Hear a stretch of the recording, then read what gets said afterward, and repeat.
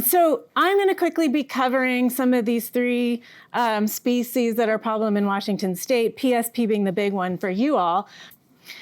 So again, a big difference between harmful algal blooms and these biotoxins and Vibrio. The main difference being that the Vibrio is a bacteria and these PSP or these toxins are a chemical property. So they are both found naturally. But Vibrio can be reduced by cooking, whereas the biotoxins definitely not. Cooking, freezing does not do anything to change the toxicity of these toxins.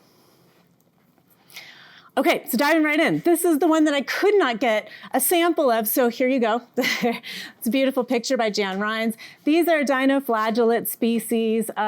They do form these chains. Sometimes people say they look like little mini hamburgers squished on top of one another. You can definitely see where that flagella comes around the center.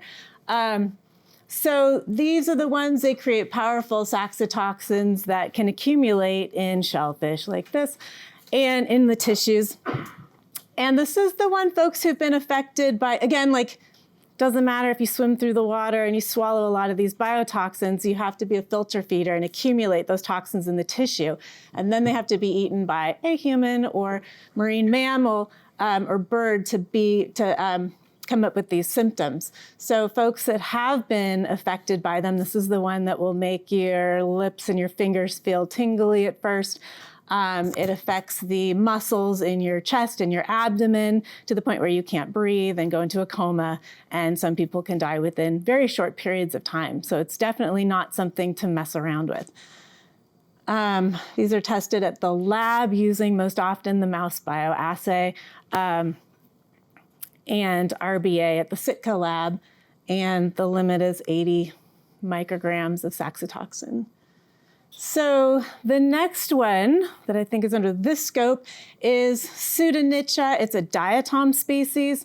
So the diatoms and the dinoflagellates, there are certain properties that will make them, like the timing, seasonal timing is affected whether it's a dinoflagellate or a diatom. The Pseudonycha can cause amnesic shellfish poisoning. This is the one that not only will it make you feel really sick, it has that short-term memory impact where you can lose your short-term memory and that's permanent for the rest of your life. So in Washington State, at least, this one has been the biggest problem out on the outer coast for the razor clam fishery. So that's what that one is. And then Dinophysis, there's a lot of different species of it. This is another dinoflagellate, and this is the one responsible for diuretic shellfish poisoning, which is, as Tracy Berry from DOH said, incapacitating diarrhea. So not pleasant, but if you're going to pick one of them, okay. Incapacitating diarrhea. This one, Washington State did start, they had a confirmed case in 2011, is now part of their regular testing. But for here, PSP is the big one that you all are concerned about. This is the one that you have to send in your shellfish, all your shellfish samples for testing. ASP used to be monitored pre-COVID for the razor clam fishery here in Alaska.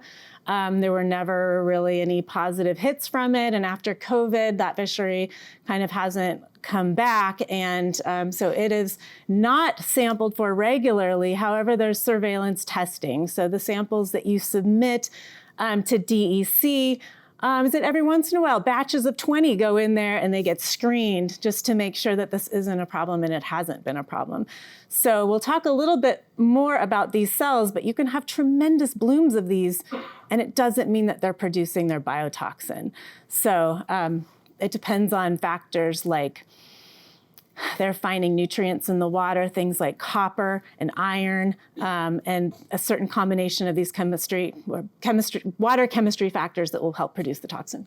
So they don't always produce toxin. DSP, there's no testing that's going on at this time by DEC for DSP.